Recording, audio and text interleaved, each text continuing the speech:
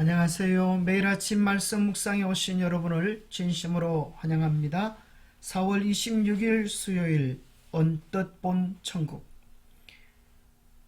우리가 만약에 영적인 눈이 열려 하늘에서 일어난 일들을 잠시라도 볼 수 있다면 우리의 마음은 어떻게 변화될까요? 생각해 볼 문제, 요한은 하늘에서 무엇을 보았습니까? 다니엘이 본 장면과 요한이 본 장면은 어떤 유사성을 가지고 있습니까? 오늘 우리에게 주는 교훈은 무엇입니까? 요한은 하늘에서 살아계신 예수 그리스도, 온 우주를 통치하시는 그리스도를 보았을 뿐 아니라 그의 손에 7별을 붙잡고 7촛대를 붙잡고 계시는 분을 보았습니다. 그 7촛대는 무엇입니까? 7교회요. 하나님의 백성들을 당신의 능한 오른손으로 붙잡고 인도하시고 지켜주시는 그리스도를 본 것입니다.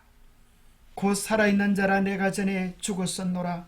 볼지어다 이제 세세토록 살아있어 사망과 엄부의 열쇠를 가졌노니 그러므로 내가 본 것과 지금 있는 일과 장차 될 일을 기록하라. 내가 본 것은 내 오른손의 7별의 비밀과 또 7금촛대라. 7별은 7교회의 사자요 7촛대는 7교회니라. 하나님께서 당신의 백성들을 능한 오른손으로 붙잡으시고 지켜주신다고 말씀하셨으니 우리가 두려워하고 무수할 것이 무엇이 있겠습니까? 계시록 11장 19절에는 그 모든 선악의 중심이 되어진 하나님의 성전이 변함없이 하늘에 있음을 이야기하고 있는 것입니다. 그 성전 안에 지성소에 있는 언약궤도 여전히 변함없이 견고하게 있음을 이야기하면서 우리가 바라보고 준수하고 지켜야 할 것이 하나님과의 언약임을 새롭게 해주고 있습니다. 요한계시록 4장에서 요한은 하늘의 열린 문을 보고 이리로 올라오라, 이후에 마땅히 될 일을 내가 너에게 보이리라는 초청을 받습니다. 예수님은 사도에게 하늘 성소의 열린 문을 통해 선과 악 사이의 대쟁투에서 벌어지는 영원한 장면들을 보라고 권하셨습니다. 우리도 요한과 함께 그 열린 문을 통해 구원의 영원한 계획을 엿볼 수 있는 것입니다.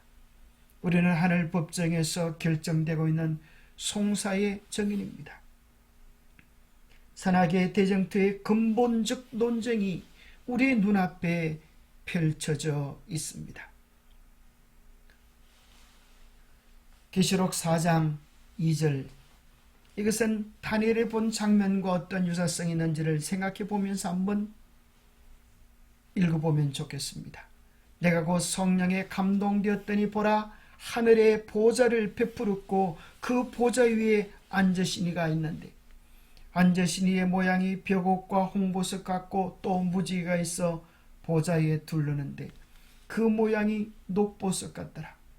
또 보좌에 둘러 24 장로들이 있고 그 보좌들 위에 24 장로들이 흰 옷을 입고 머리에 금관을 쓰고 앉았더라.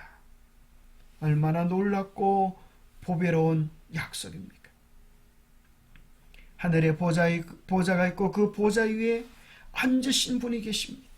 우리 하나님께서 온 만유를 통치하고 계시고 그 영광이 너무나 아름다운 보석처럼 빛나는 것입니다.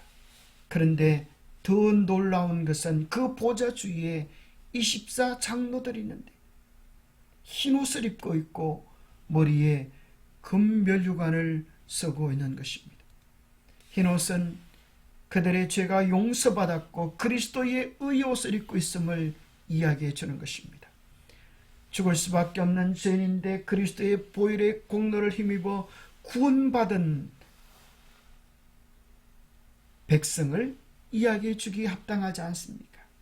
모든 것이 예수님의 선물입니다.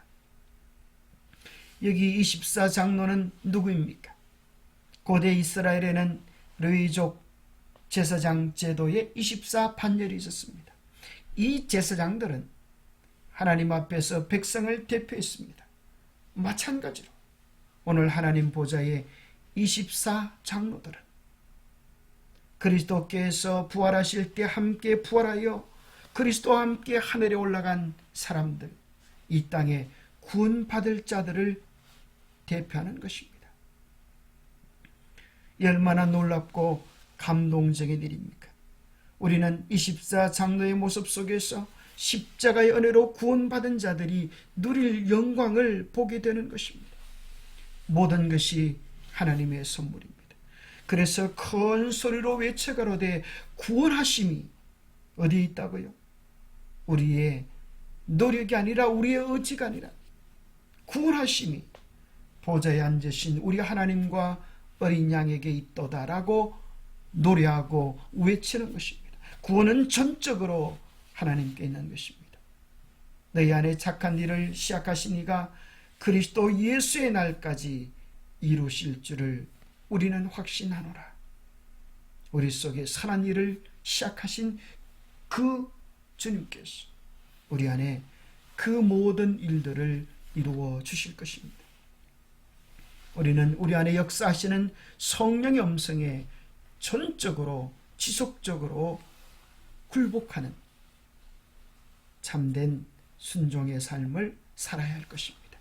주님이 역사하시고 주님이 이루시고 주님이 쓰시도록 우리의 삶을 주님의 손에 드리게 되기를 바랍니다.